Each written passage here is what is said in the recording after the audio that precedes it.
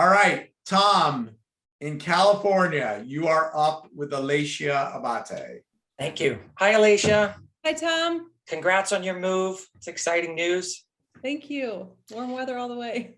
I agree. I'm a Bostonian and I'm retired. I'm done. Yeah. So, I wanted to say, I went back and listened to a talk you gave a couple of years ago with Tony Robbins. And I'm curious if it was during the pandemic or not. It was 2 years ago. But you talked about the importance of community and collaboration and what it was going to mean in the future for work. But then also you talked about we need to be more dynamic and freelance work, that it wasn't going to just be, skill set based. It was going to be value based. And I'm curious if the pandemic either sped that up or if you had some good insight to that. Yeah, so the pandemic has sped up all of these trends that were on the horizon anyway. So if we look at and there are a few different points that you made there. So we think of the past of work as salaried, the future of work is entrepreneurial. And entrepreneurial can mean a lot of different things. It could be, I'm growing a scalable unicorn. It can mean I'm a small business owner. It can mean I'm a solopreneur and therefore need to learn how to manage a business and do sales and all these other things. Or it can be working for a larger, more traditional organization that is now demanding that you have the skills of entrepreneurship.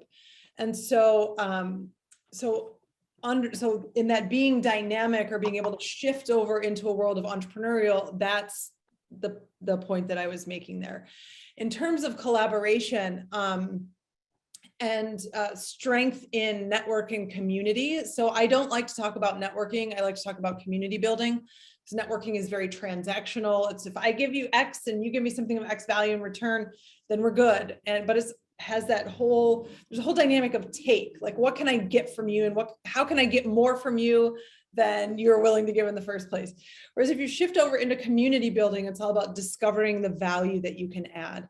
And so learning about those who are around you, what they're up to, what their needs and challenges might be, what their opportunities are, then we can, in that world of bubbly economics, where if we're good actors, we can support everybody growing. That becomes critically important. And then, so you said dynamics in entrepreneurship. You also asked about this shift around working. There was a third thing in there that I'm not sure. Around freelance work. Around freelancing. Yeah.